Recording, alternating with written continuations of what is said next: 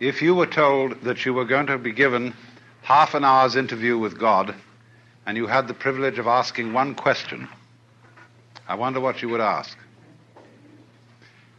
You might be given some preparation too, because when you think, what is your ultimate question, you'll probably do many things before you arrive at it.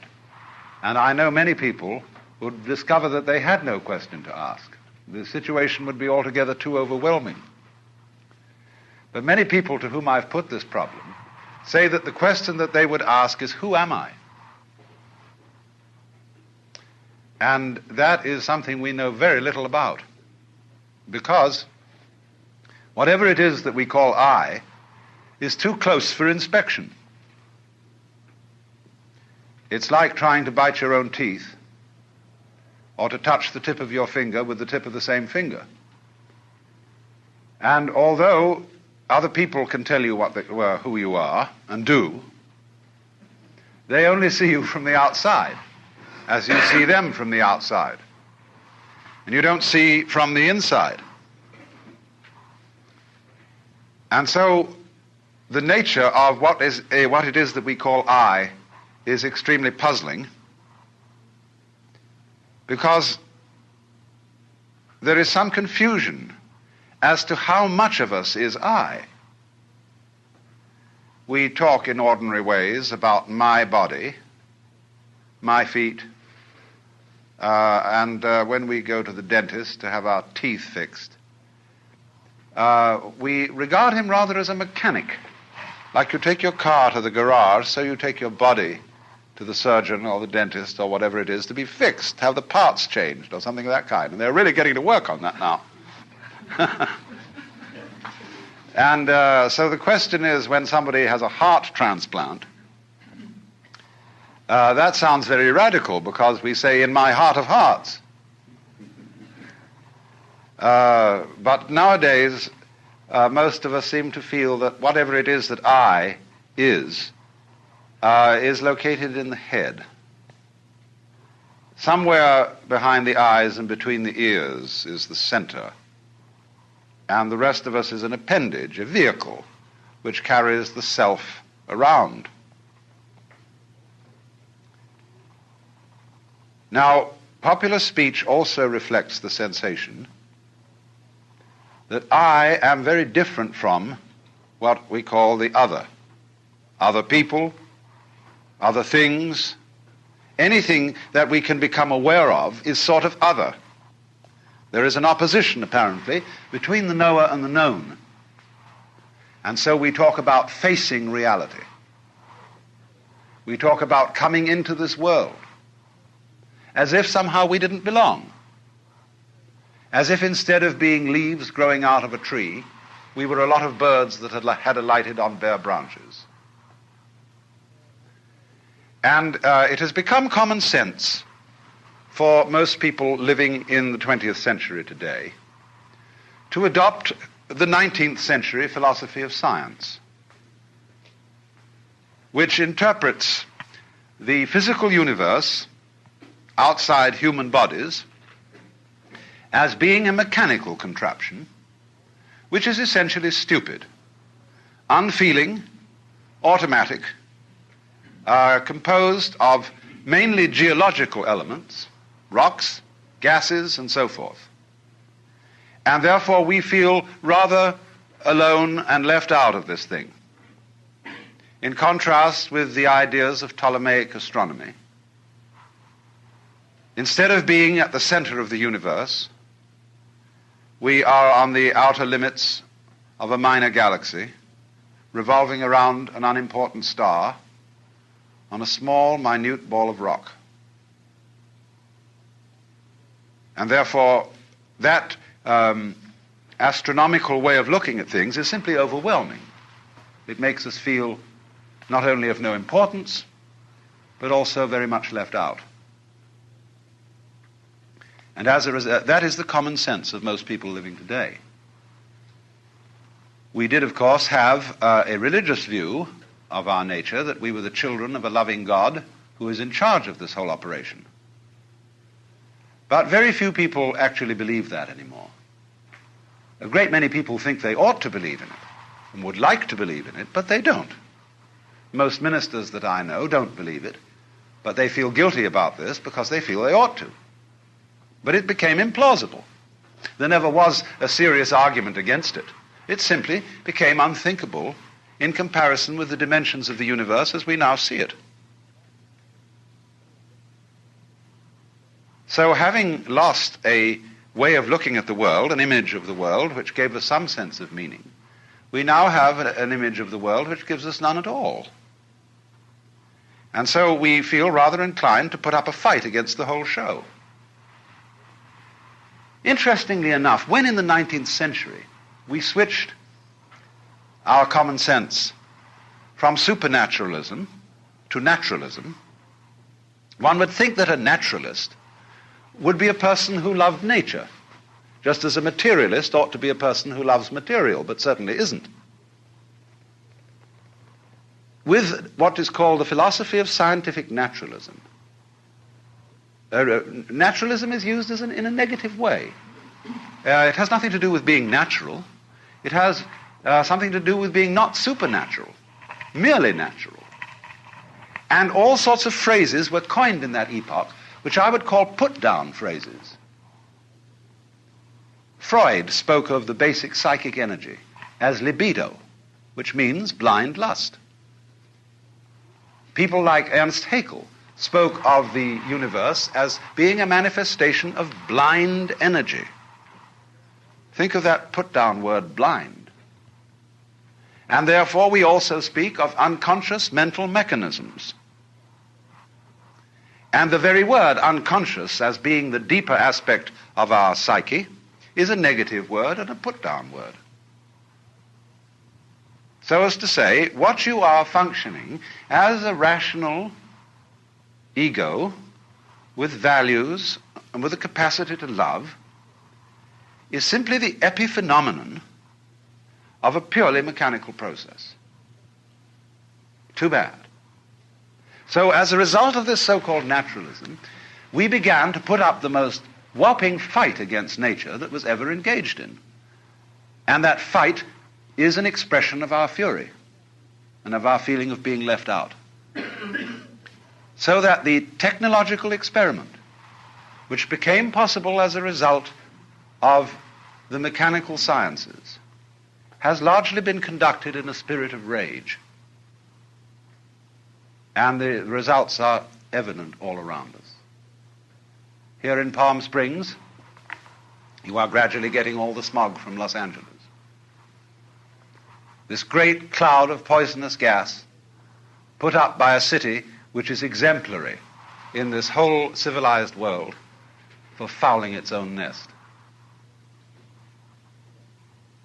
Perhaps only Calcutta could be a bit worse, some such terrible slum. But we have done it by technology, by ruthless beating about of nature without consideration for what the scientist would call our ecology. Ecology is that aspect of science which deals with the relationship between organisms and their environments. Ecology is the study of the balance of nature, of the way in which every living being depends upon innumerable other living beings of all species,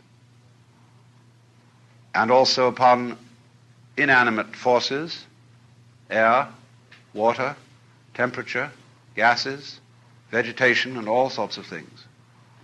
And this is one of the most important sciences that we can possibly study today, because we are in a position where we realize that we cannot help interfering with the world. To be alive is to interfere. You must interfere. You cannot go back and say, hands off nature, let's leave it all alone, because you're stuck with it, especially once you've started to interfere in a major way. We have so altered our environment that there is no hope for it but to go ahead. But we can, to some extent, change direction. But the only way that I can see of our effectively changing direction is through a transformation of the feeling that we have of our own existence and of what we mean by I. The reason for this is simply that all kinds of intelligent and even powerful people, like, say, Lawrence Rockefeller, who are interested in ecology and in conservation of our natural resources, they can scream their heads off, but nobody pays any attention. There is as yet, no really serious program at the government level to do anything radical about the pollution of water, the waste of water, the pollution of air, and the general ravaging of the United States of America. I'm amazed that congressmen can pass a bill imposing severe penalties on anyone who burns the American flag, whereas they are responsible for burning that for which the flag stands, the United States as a territory, as a people, and as a biological manifestation. That is an example of our perennial confusion of symbols with realities, which is, in a way, at the heart of the trouble, because what we think of as I is much more a symbol than it is a reality. The living organism, the whole mind-body, is much more than anything we mean by I. I largely stands for your personality, your role in life. And the very word person, as you probably know, comes from the Latin persona, a word originally used for the mask worn by actors in Greco-Roman drama, that through which sound comes because the mask had a megaphonic mouth to carry the voice in open-air theaters. So when you speak of being a real person, it really means being a genuine fake, because the personality is only the front. What is behind it? Well, of course, the organism is behind it, the whole organism. And we must be very careful not to confuse the organism with various symbols that we have for it, because those symbols can be extremely misleading. If we say the organism is the body, what we usually mean by the body is an impoverished meaning. When we speak of my body, that is to say my vehicle, my physical automobile, that is an unenriched meaning of the word body. Because what you really are as a body, as a living organism, is not some sort of separate existence coated by a skin which divides you from the rest of the world. Shakespeare has King John saying to Hubert, "Within this wall of flesh there is a soul, counts thee her creditor." Within this wall of flesh, the skin considered as a barrier, when actually, from a biological point of view, the human skin and all skins are osmotic membranes. You know, when you get something by osmosis, by sort of soaking it in, so in the same way one's skin is a spongy construction, full of holes, full of communicators, nerve ends. And your skin is simply a vibrating membrane through which the so-called external world flows into you and through you. So that you yourself actually are not so much an entity that moves around in an environment. You are much more like a whirlpool in a stream. And as you know, the whirlpool is constant only in its doing, that is to say, in its whirling. And you could recognize individual whirligigs in a stream. But the water is flowing through them all the time. They are never the same for a second. And so it is also with us. Or imagine it in another way. Supposing you have a rope, and 1 foot of the rope is made of hemp. 1 foot of it is made of cotton. 1 foot of it is made of silk, 1 foot of it is made of nylon, and so on. Now tie a simple knot in the rope. Now move the knot along the rope. And 1 minute it will be hemp, the next cotton, next silk, next nylon, and so on. Same knot. It will be recognizable as a continuing knot, as that knot, the knot in that rope. But the constitution of it will change as it moves. And so our constitution is changing constantly. Imagine, for example, a university. The student body, undergraduate, changes every 4 years. The faculty changes every so often. The buildings keep changing more and more. What constitutes the University of California? It certainly isn't the faculty, it isn't the students, it isn't the governors, it isn't the administration, it isn't the buildings. What is it? Why, a doing, a behavior, a universitying process of study and experiment and so on. So it is exactly the same with you. You flow. You are a process. But how do we draw the line about this process and its relationship to all other processes? We find that a very difficult thing to do the more you think about it. If you really felt with your whole organism, instead of just with that part of it called conscious attention, you would become aware of this flowing fact. And you would get a very strange feeling, which at first might frighten you. It is possible, of course, to have this feeling. And the feeling is like this. You would not be quite sure how to interpret it. You might feel that you yourself were doing everything else that's happening. That would be one way of feeling it. The other way of feeling it would be that you are doing nothing at all, but that everything else is doing you. And you would feel completely passive, like a puppet on the end of strings. Or, though, on the other hand, if you got the feeling that you're doing it all, you would feel like God Almighty. It is very easy for our consciousness to slip into this state of sensation. It can happen spontaneously, like measles. It can happen by training, as when someone practices yoga. It can happen chemically, as when certain drugs are taken.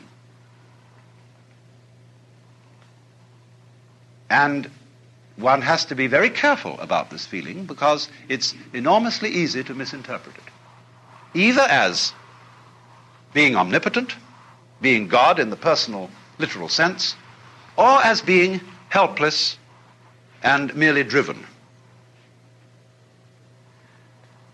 Now, what should be understood is that both these ways of feeling are right, only they must both be taken together. To be simultaneously omnipotent and helpless. These are two poles, opposite poles of one and the same state. Because the message that is coming through, and that we find difficulty in understanding because it's contrary to our common sense, contrary to our whole history and conditioning, the message that's coming through is you as a living organism and all that is going on in your environment constitute a single process. What in physics we would call a unified field. A single process, like a pattern, but you know, any pattern has all sorts of subsidiary wiggles in it. Like the organism itself is a unified pattern, but it's full of wiggles. All sorts of tubes and organs and bones and nerves and so on. Working in this way. You know the body doesn't have a boss. We could pitch a big argument. Who is really the top dog in your body? Your stomach or your brain? I can argue for both ways. Well, let's first argue for the stomach. The stomach is fundamental. That's what eats, and eating is the fundamental thing of being alive. By putting food into the stomach, it digests it, and from there goes out and energizes everything else. Obviously, the stomach is the most important. The hands, the mouth, the feet, all exist to serve the stomach, and naturally, as a final achievement of the stomach, is the brain, evolving later in the evolutionary process as a gadget up there to scavenge around and find stuff for the stomach to eat. That's the function of the brain. But now let's take the argument to the side of the brain. The brain says, oh, no, come now. Just because I arrived late doesn't mean that I'm unimportant. I was being gotten ready for. Because I am the thing that was the flower at the top of this thing. And this tube with stomachs in it and things below was preparing for me, and the stomach is my servant. It is doing all the dirty work and getting energy to put currents through my wonderful circuits so that by the creation of all the goods of the mind, of the arts and sciences and religion and philosophy and so on, I shall be the true head of man. Well, both arguments are right. Because you have a relationship between stomach and brain, which is a sort of polarity. The one exists for the other. It's like when you prop up two sticks against each other, they will stand up so long as they lean on each other. Take one away and the other collapses. So chop off the head and the stomach is finished. Take out the stomach and the head is finished. So this is the way all organic life proceeds. It's different with mechanical life, because the mechanism must invariably have a boss, the man who puts the machine together, the person who constructs the computer, who designs it, who asks it questions, who programs it. He is the boss. But organisms don't have bosses. They are essentially, I would say, democratic arrangements, where somehow, in a marvelous way, an enormous company of cells are working together. But that isn't the way. The body wasn't sort of one day a lot of cells all crept together and said we're a body. That does sometimes happen in the biological domain. But much rather this, when you watch the gestation of a mammal, you see first of all a very simple little organism which swells. And as it swells, it becomes more and more complicated from within. No parts are added. Nothing is screwed on. There's no welding done or anything like that. It bulges. And of course, it does absorb material, but it transforms it. But all of it works together at once, like the legs of a centipede. Like you work all together at once. For you see, when we come down to it, you think you decide things, but you don't know how you do it. How do you open and close your hand? You can decide, I will now open my hand and do it, but you don't know how it's done. And yet, in a sense, you do know how it's done, because I say, I know how to open my hand, but you don't know in words. You can't explain it. Still less can you explain how you see. Still less can you explain how you are conscious. How are you an ego? Well, you don't know. Because the springs of being conscious, of being an ego, are outside the surveillance of consciousness. They are somehow underneath. And that lets the cat out of the bag at once, because you see that what is I is something very, very much deeper than the superficial consciousness. And what you call I in the sense of the voluntary willing center, ego, has very little to do with it. You are just a watchman on top of the mast, or a radar on a ship that is scanning the environment by conscious attention, looking out for trouble, or looking for food. The real you is much too complicated to think about. Supposing when you woke up in the morning, you had to switch yourself on. That is to say, you had to, by an act of conscious attention, to go through your brain and turn on all the synapses necessary for wakeful life. It'd take you hours. Supposing you really had to be conscious of all the details involved in walking or in breathing or in circulation of the blood. You'd never get around to it.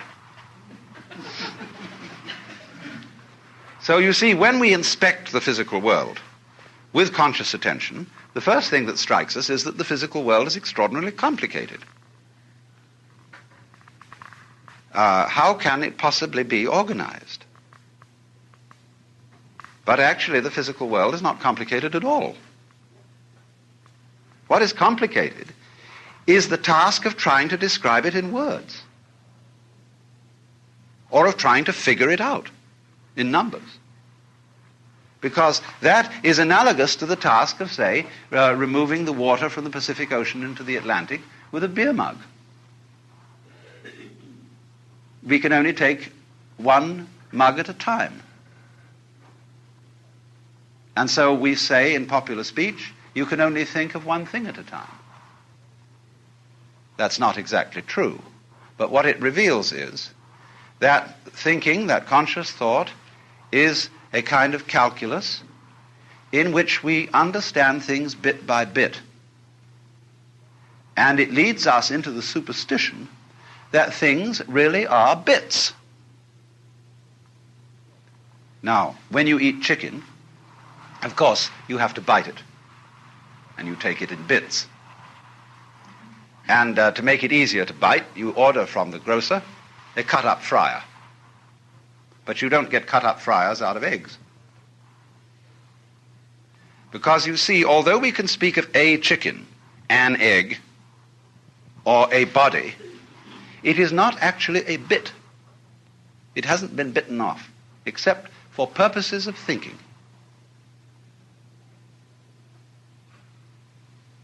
Now,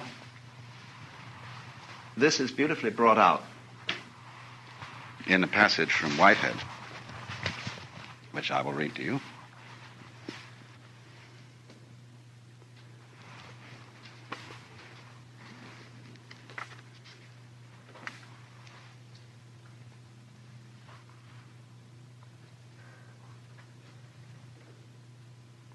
He's discussing the 19th century philosophy of science, which I was just discussing too. And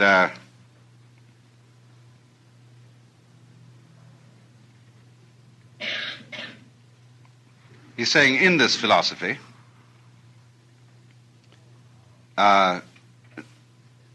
all our impressions of nature are simply products of our minds. Nature gets credit which should in truth be reserved for ourselves.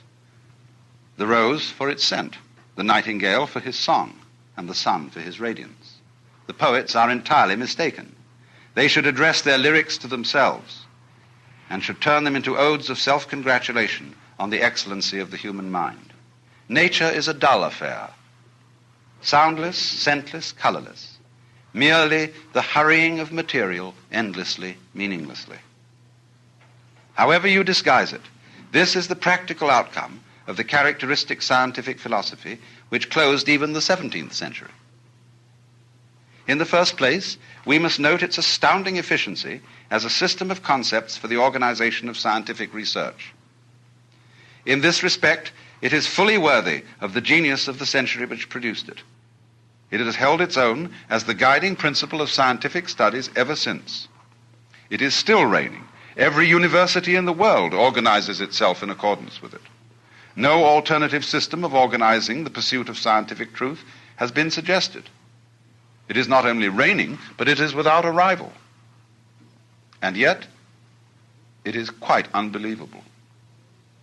This conception of the universe is surely framed in terms of high abstractions, and the paradox only arises because we have mistaken our abstractions for concrete realities.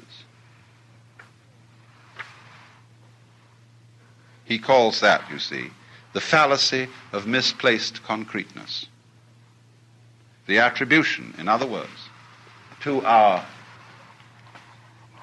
bitty way of thinking, to the world which we are biting. That is misplaced concreteness. The separations between things are abstract. They are concepts. In the same way, for example, as lines of latitude and longitude are concepts, even though a Russian poet has recently made a beautiful poem about the world being like a ball carried in a net bag. But you never expect to trip over the equator when you cross it. And although it is something quite abstract and does not exist in nature, it's extremely useful for purposes of navigation. So in the same way, bitting and having words to describe particular events or particular wiggles in the universal pattern are very useful. But they are very dangerous when you confuse things with natural events. Because then you get into this sort of trouble. The trouble of the sorcerer. The surgeon, who is too much of a specialist in one organ, runs into that organ and alters it and does what he considers a better mechanical job than the Lord did. But then he discovers, to his dismay and the even greater dismay of his patient, that the operation has unforeseen consequences in some other part of the organism because he didn't realize the connection. When likewise we object to certain insect pests. Oh, we say, get rid of them. DDT. And so, but then we found we got rid of something else that we didn't want to get rid of. And worse still, that this insect that we didn't like was doing a job for us in some manner of which we weren't aware, and we only become aware of it when suddenly we find ourselves covered with another kind of fly altogether, or with some sort of bacteria which this insect kept down.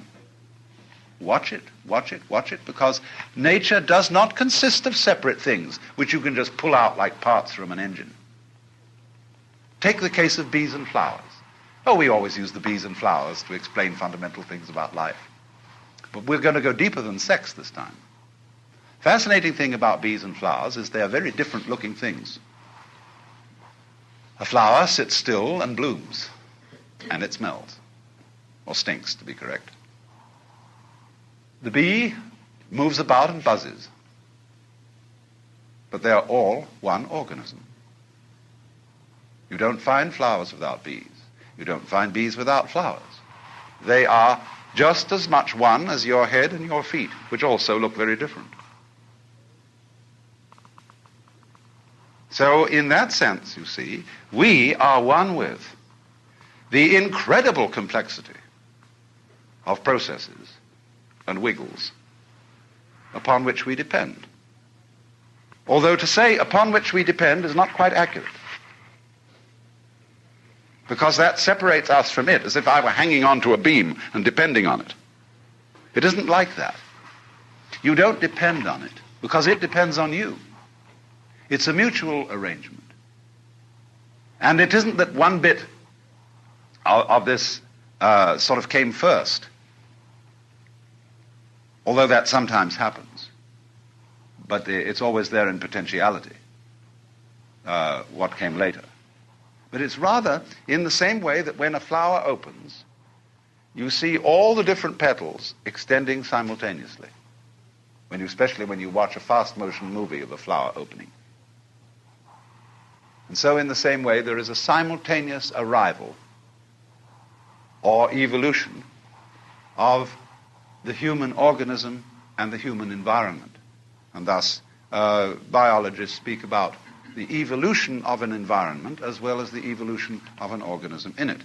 In other words, human beings could not have appeared on this planet until its temperature had lowered to a certain degree, until the atmosphere contained certain gases as a result of vegetative development. And then the environment became evolved enough for human beings to appear in it. Evolved enough? I'll say something further. Intelligent enough for the appearance in it of intelligent beings. For your environment is intelligent. Otherwise you couldn't be. You see, as Jesus said, you don't gather figs off thistles or grapes from thorns. You won't get pears off an apple tree. So, you won't find people except on a people tree. And this planet, this solar system, this galaxy is peopling in exactly the same way that an apple tree apples. Put our existence into verb language as distinct from noun language, and you're much closer to the point. You see, nouns have the difficulty of designating things. Verbs designate process. Now, everything is a process, really. When we speak of housing for houses, matting for mats, we're getting there. The Nootka Indians have a language in which there are no nouns. And so they say, it houses, and then they add an adverb to show whether it houses religiously, homily, or marketingly. And so they see the world as the flow.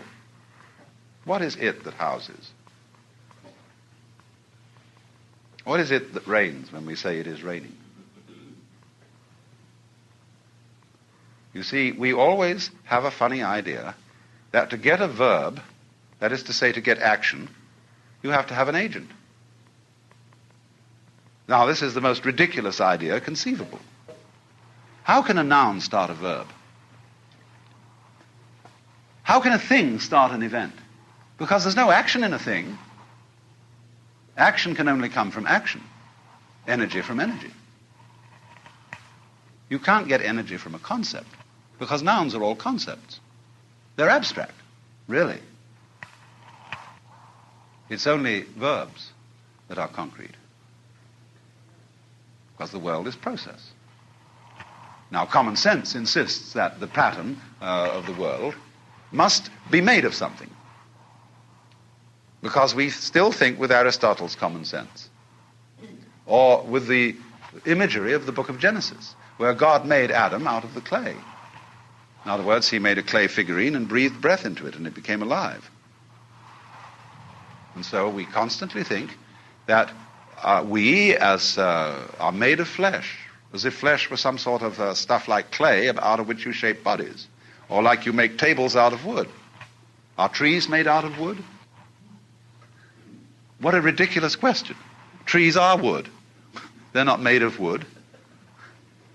And it's simply this artifact thing that gives us the idea of the world being made out of something. It isn't made out of anything. And so when physics tries to investigate what is the stuff of matter, they can't find any. Because you can never talk about anything except a process. You can describe what a process is doing. You can describe the structure, the nature of the dance, whether it's doing a waltz or a mazurka or the frog or whatever it is. Then you can describe that melody, shall we say, what it is performing. But there is nothing doing the performing at all. There is no stuff out of which it's being done, because when you examine stuff, you just find more pattern. See, what you mean by stuff is fuzz. When you look at something with a lens and you're out of focus, you see fuzz. But when you come into focus, you see structure. All right, now, the structure is made of all sorts of little lines and things. You can see them, and you want to know what are they made of. So you turn up the magnification, and for a while you get a lot of fuzz, but when you're clear again, you see that those little lines are also made of more little lines, more structure. And big patterns have little patterns upon their backs to bite them, and so on. And that's the way it goes. So suddenly you feel rather insecure, because stuff has disappeared. There's a famous story about a physicist who understood this so well that he always went about in the most enormous padded shoes because he was afraid of falling through the floor.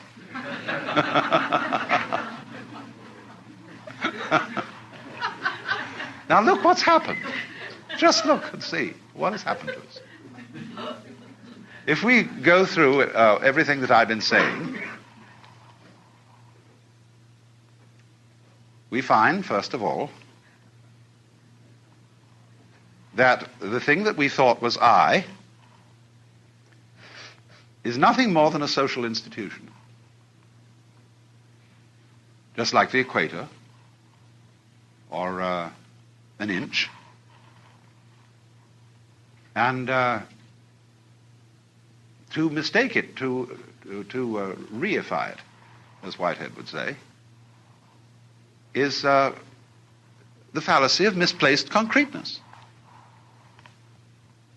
It's strictly a hallucination. And any certain amount of psychological self-exploration shows this to be the case.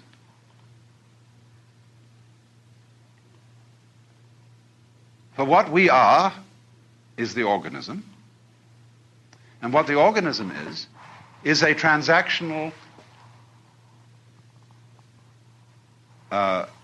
interchange between the organism and the environment. It's not quite correct to say you're doing it and it's doing you, because, see, Whitehead, in describing the scientific philosophy, saying, for example, that blue is entirely our projection on the sky, he's half right, you see. Those scientists he's talking about are half right. But the part of it that is left out of consideration is this. True, you, with your optical nerves and eyes, transform the sky into the blue feeling. But without the sky, you wouldn't have any optical nerves. It works both ways, you see. Without the air, whose density gives the blue effect. It's mutual. You do it, and it does you. But that's, as I said, a two-way, a clumsy way of talking about it's all one process, a unified process. And furthermore, from this process there has disappeared what we thought was solidity, what we thought was common sense, substance, and stuff. It's just pattern. And at once one feels sort of ghostly, as if you could be easily blown away. And that's why the Hindus call the universe the Maya, which means the illusion.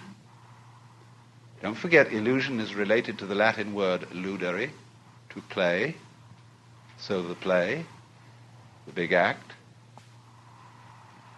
It also means magic, as in a conjurer's creation of an illusion.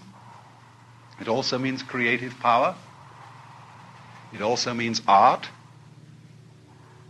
And finally, it means the divine power.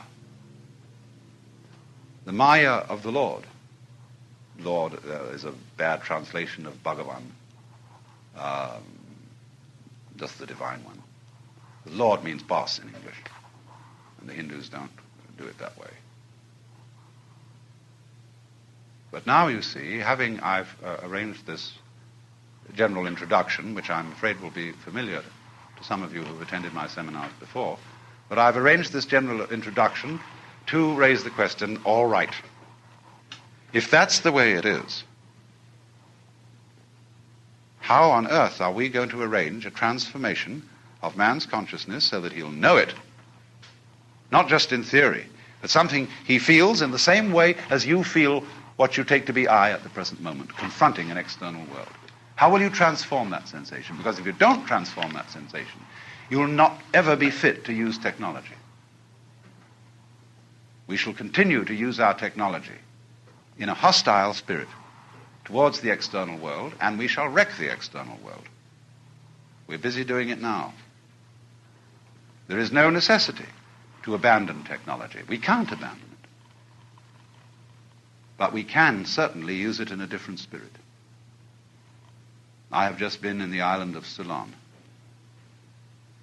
which is a garden, a beautiful, beautiful place, but it's completely undeveloped from a technical point of view. And it's in very bad economic circumstances because nobody wants to buy natural rubber anymore. It has no foreign exchange. But it's very peaceful. But the change has got to come. So I discussed with one of the high members of the government the possibility that we could set up in Ceylon an